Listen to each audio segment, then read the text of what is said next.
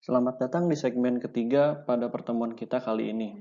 Pada segmen kali ini kita akan membahas mengenai structure dan declaration. Jadi mulai pada segmen ini hingga pertemuan-pertemuan selanjutnya, kita akan membahas lebih spesifik mengenai Fortran. Mari kita mulai. Yang pertama adalah bagaimana cara kita membuat suatu program Fortran atau how to build a Fortran program. Jadi seperti yang sudah disampaikan pada pertemuan-pertemuan awal, Fortran atau bahasa pemrograman secara umum adalah bahasa tingkat tinggi yang bisa menyerupai bahasa kita. Jadi pada saat kita menulis bahasa, misalkan pada Fortran, menuliskan coding pada Fortran, ini kemudian akan diterjemahkan dalam bentuk source code oleh compiler menjadi object code. Object code atau machine code adalah sesuatu atau bahasa yang bisa dipahami oleh komputer. Kemudian bahasa tersebut akan di-link dengan libraries, dengan pustaka-pustaka yang ada, librariesnya akan di-input, kemudian di-link, dan akhirnya setelah proses ini selesai, ini akan menjadi executable code atau kode yang bisa kita execute, bisa kita jalankan. Kemudian setelah kita execute, kembali lagi kalau kalian ingat pada materi program development, setelah kita execute, kita akan perlu untuk tes dan debug program, kemudian ada perubahan atau perbaikan, kemudian kembali lagi ke Fortran-nya, dan kemudian ini menjadi suatu siklus yang berlanjut hingga akhirnya programnya dianggap sempurna. Kemudian ini adalah statement format dari Fortran, khususnya Fortran tahun 77. Jadi pada Fortran itu konsep penulisannya adalah kolom. Jadi kolom 1 sampai 5 ini untuk label. Seperti ini, seperti 1000. Ini nanti akan digunakan untuk fitur-fitur goto. Jadi menandakan baris. Jadi kita menandakan suatu baris dengan suatu angka agar kita bisa mengakses baris tersebut biasanya.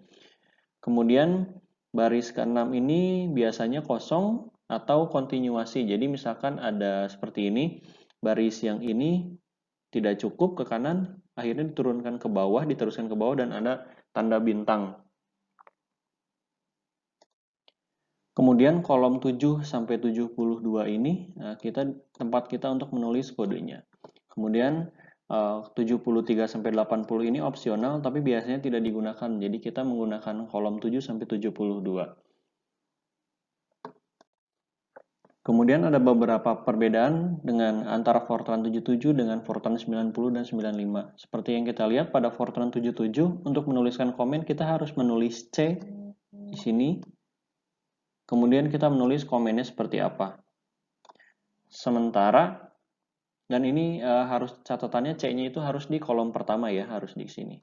Sementara pada Fortran 90 dan 95, jika kita ingin menambahkan statement atau menambahkan komen, kita bisa menggunakan tanda seru. Misalkan tanda seru di sini. Setelah statement ini kita menggunakan tanda seru, kemudian komennya itu apa. Kemudian selain itu pada Fortran 90 dan 95 juga memungkinkan untuk dibentuknya atau dibuatnya long variable names sebanyak maksimal 31 karakter. Meskipun itu adalah sesuatu yang sangat tidak disarankan. Kemudian dari program organization sendiri atau cara kita menyusun program itu ada beberapa hal atau urutan yang perlu diperhatikan. Jadi yang pertama adalah heading atau awalan, ini berkaitan dengan nama program, kemudian komen program. Jadi sangat disarankan untuk menjelaskan program ini untuk apa, atau misalkan mendeskripsikan secara singkat urutan dari program yang kalian buat. Atau pada intinya adalah komen-komen yang sekiranya bisa membantu orang yang membaca program tersebut atau membantu kalian untuk mengingat-ingat kembali jika misalkan ternyata program itu sudah lama tidak digunakan. Kemudian yang kedua adalah deklarasi variabel, baik itu integer atau real. Jadi itu proses-proses yang sangat penting juga. Kemudian ada variable initialization, itu memperkenalkan variabel terhadap suatu angka, intinya mendefinisikan angka untuk variabel-variabel atau parameter yang kalian miliki. Kemudian kalian menulis program code kalian atau badan dari code kalian. Kemudian yang selanjutnya ini penting sebenarnya, hanya saja jarang digunakan adalah format. Jadi kalian misalkan dalam suatu angka atau dalam satu parameter kalian menghitung sesuatu. Nah, kalian perlu format, misalkan ada berapa desimal, ada berapa angka di belakang desimal atau di belakang koma gitu ya. Hal-hal itu penting agar lebih seragam saja sebenarnya. Kemudian jika kalian menggunakan subprogram atau subroutine, di sini biasanya ada juga penggunaannya. Kemudian di sini adalah beberapa tipe deklarasi data, yaitu yang pertama adalah integer atau bilangan bulat, kemudian real atau bilangan desimal, kemudian ada double precision, itu adalah real tapi jangkauannya dikali 2, jadi sebenarnya double precision adalah real dengan jangkauan yang lebih luas. Kemudian ada karakter, kemudian ada logical yang isinya adalah true atau false, dan juga atau benar dan juga salah. Kemudian complex number. Setelah itu, kita bisa mendefinisikan berapa bytes yang akan digunakan pada parameter-parameter ini. Misalkan integer bintang 4, maka kita akan menggunakan 4 bytes gitu.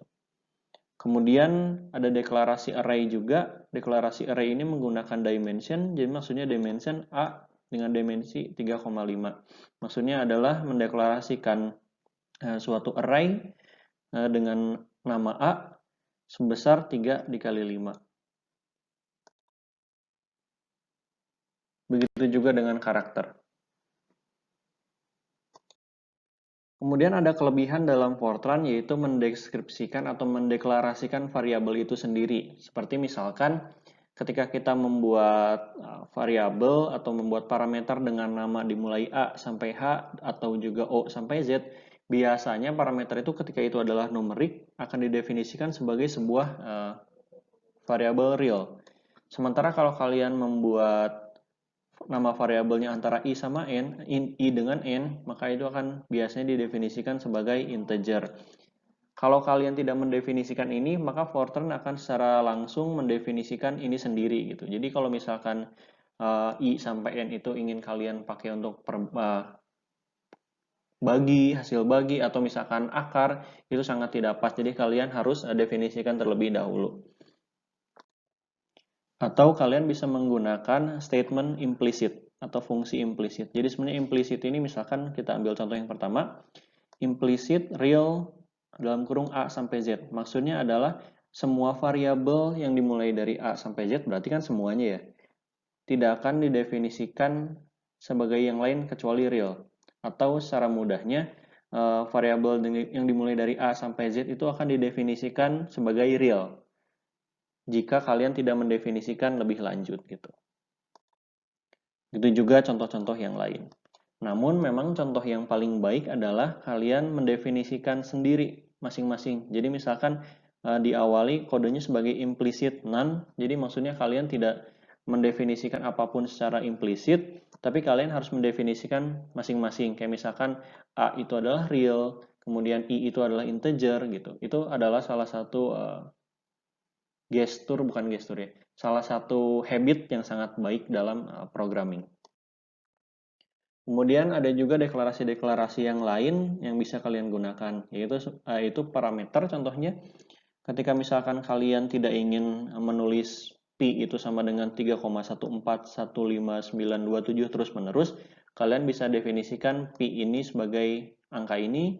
Kemudian misalkan name, ini kalian mengisi nama kalian jika misalkan memang akan digunakan berulang.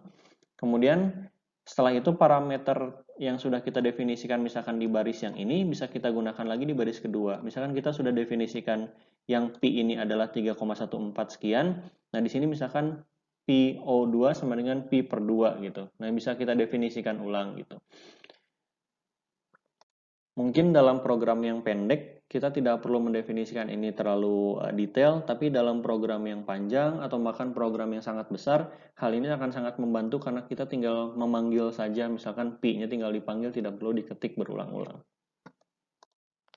Kemudian ada juga statement atau argumen bernama intrinsic dan juga eksternal. Ini sebenarnya berkaitan dengan penggunaan subroutine atau subprogram. Jadi kalau misalkan kalian tidak membuat subroutine atau subprogram, sebenarnya ini tidak digunakan. Intrinsic ini intinya untuk mendeliver atau menjembatani argumen yang ini. Misalkan kita ingin menyampaikan atau mentransfer scene function ini ke subprogram, kita akan menggunakan intrinsic ini. Sementara kalau kita ingin mendefinisikan fungsi lain, untuk fungsi yang lainnya lagi, misalkan kita punya beberapa subprogram atau subroutine, kita biasanya menggunakan eksternal. Jadi jelas ya bedanya intrinsik itu untuk